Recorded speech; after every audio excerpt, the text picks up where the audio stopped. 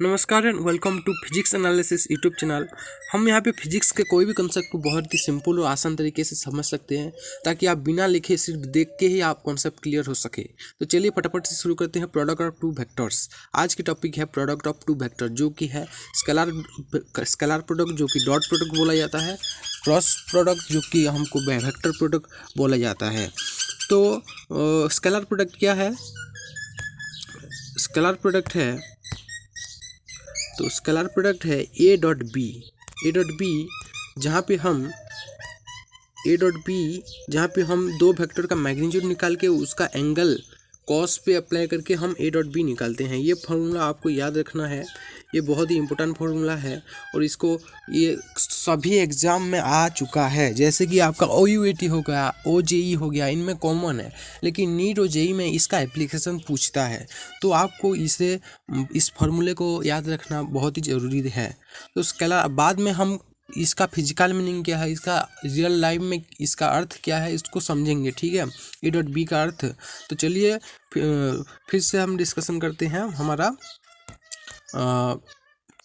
Dot product मतलब ये cross product discuss करते हैं।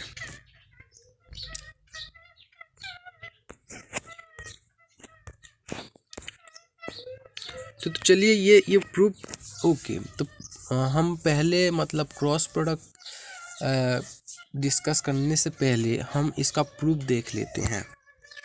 जैसे कि इसका प्रूफ है, ये आप देख रहे हो, ये ए वेक्टर है, ये बी वेक्टर है, ओके।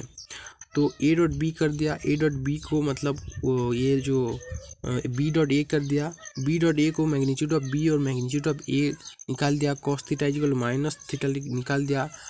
देखिए कॉस थीटा है एक इवन फंक्शन, आपको याद रखना है।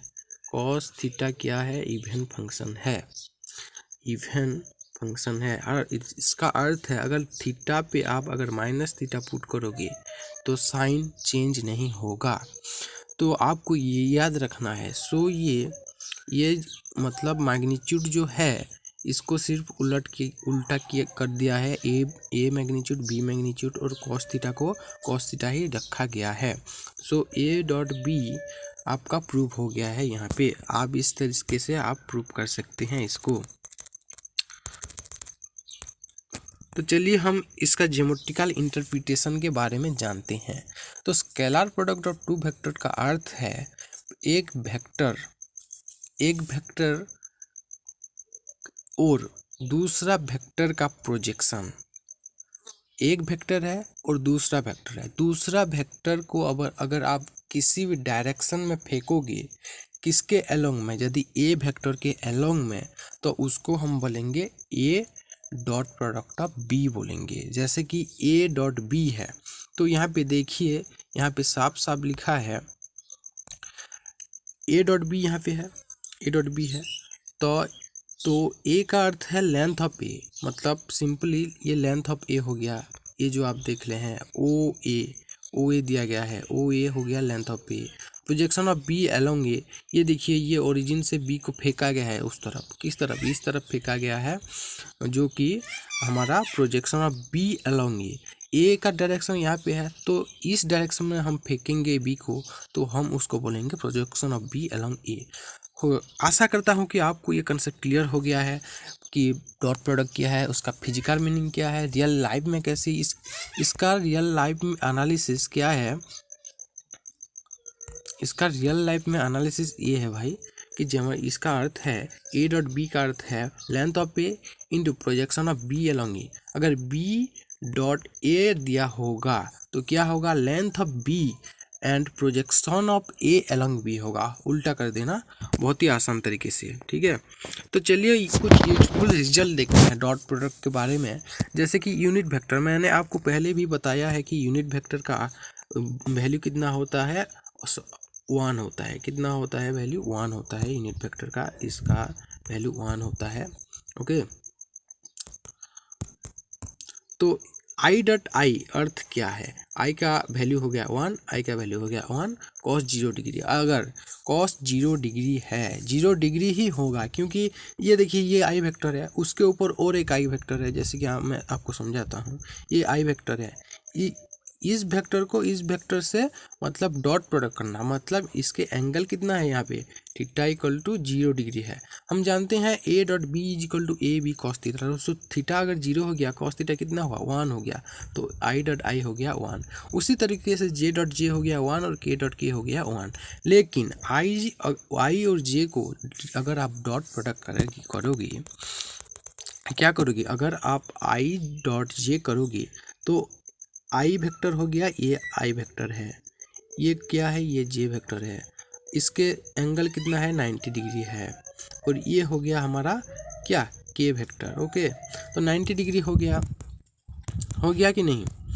तो 90 डिग्री मतलब cos 90 डिग्री कितना है भाई 0 है, ऑब्वियसली 0 होगा। वैसे ही j dot K equal to 0 and k dot I equal to 0। So हमें इसमें से क्या पता चला, हमको ये पता चला कि भाई साहब अगर एक वेक्टर को उसी के वेक्टर से डॉट प्रोडक्ट किया जाए तो उसका वैल्यू 1 होगा, जैसे कि i dot I equal to 1, j dot D equal to 1 and k dot K equal to 1। अगर हम एक वेक्टर को अलग वेक्टर से डॉट प्रोडक्ट करेंगे तो वो कितना हो जाएगा 0 हो जाएगा। आपको बहुत ही आसान भाषा में समझा जा रहा है, आप समझ लो, ये आपको आगे जाके बहुत ही काम में आने वाला है। तो इसका हम और एक एप्लीकेशन देखेंगे अभी, जो कि है हमारा work done as a scalar product. इसका एप्लीकेशन वर्क डन पे होता है। Work done is equal to होता है F dot displacement, F into S cos theta आप कर सकते हो। ये आप बहुत ही आगे जाके पढ़ोगे, अभी आपका इसको आपको याद नहीं रखना, मतलब ऐसे ही देख लीजिए, ठीक है। चलिए हम फटाफट से बात करते हैं वेक्टर प्रोडक्ट और क्रॉस प्रोडक्ट। तो चलिए फटाफट से शुरू करते हैं। द वेक्टर और cross product of two vector a and a is defined to be a vector such that its magnitude, मतलब a क्रॉस b को हम कैसे लिख सकते हैं ना, ऐसे लिख सकते हैं क्या, a b magnitude of a magnitude of b into sine theta. Magnitude कैसे निकालते हैं हमने बात डिस्कस कर लिया है, और थीटा है इसका एंगल बिटवीन ये थीटा, ये a वेक्टर है, ये a वेक्टर है, ये b वेक्टर है, इस थीटा है, ये हो गया। तो a magnitude of a vector into magnitude of b vector into sine theta. याद रखिए a डॉट b में हो रहा था cos theta, a cross b में हो रहा है sine theta. Its direction is perpendicular to both vector a and b। Okay, आप समझ लिए होंगे। It forms with right handed system let N cap be a unit vector perpendicular to both the vector a and b। तो unit vector लिया गया है, आगे देखते हैं क्या होता है।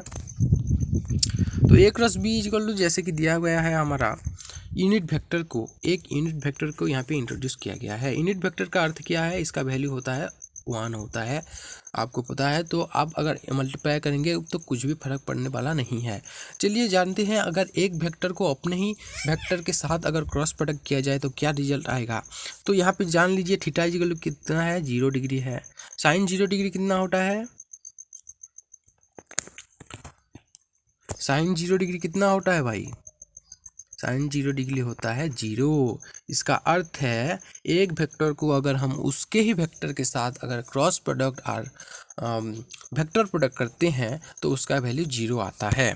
लेकिन हम अगर एक वेक्टर को अलग ही एक और वेक्टर, जैसे कि ये हो गया a वेक्टर है, ये हो गया b वेक्टर है, इसके बीच में कितना एंगल है 90 डिग्री का एंगल है, तो साइन 90 डिग्री कितना होता है भाई, साइन 90 डिग्री होता है 1।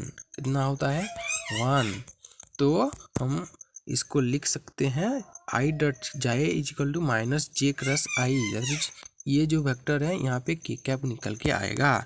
हम यहाँ पे डॉट प्रोडक्ट नहीं कर रहे हैं, इसलिए हम इसको 1 नहीं लिख पाएंगे। क्यों, क्योंकि ये वेक्टर प्रोडक्ट है, मतलब क्रॉस प्रोडक्ट है, और क्रॉस प्रोडक्ट में एक अलग ही आता है, जैसे कि i डॉट जे हो गया उसका वैल्यू हो गया के कैप, जे डॉट के हो गया उसका वैल्यू। इसको हम साइक्लिक प्रोसेस में डिफाइन करते हैं। चलिए ये आई है, ये जे है और ये के है, सॉरी ये के है, तो ये क्या हो रहे हैं, ये साइक्लिक हो रहे हैं। इसके साथ अगर क्रॉस प्रोडक्ट करोगे तो ये निकल के आएगा।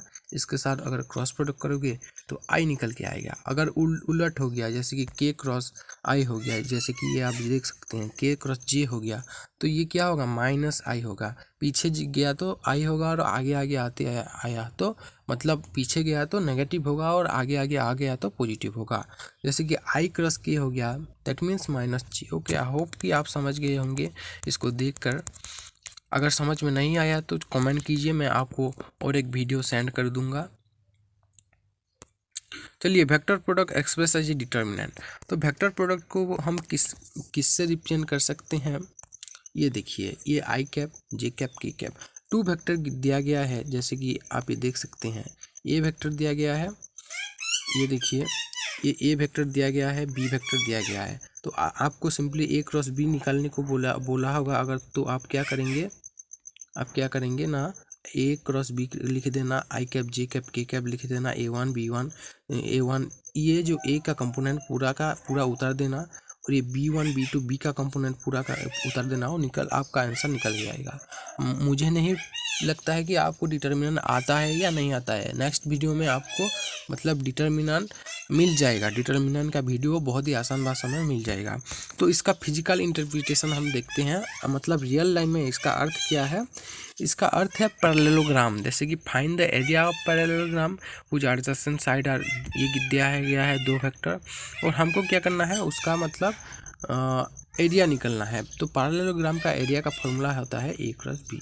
आप सिंपली ए क्रॉस बी निकाल दीजिए। जैसे कि ये हो गया area of parallelogram, A cross B निकाल के उसका मैग्नीट्यूड निकाल दीजिए, आपका हो जाएगा।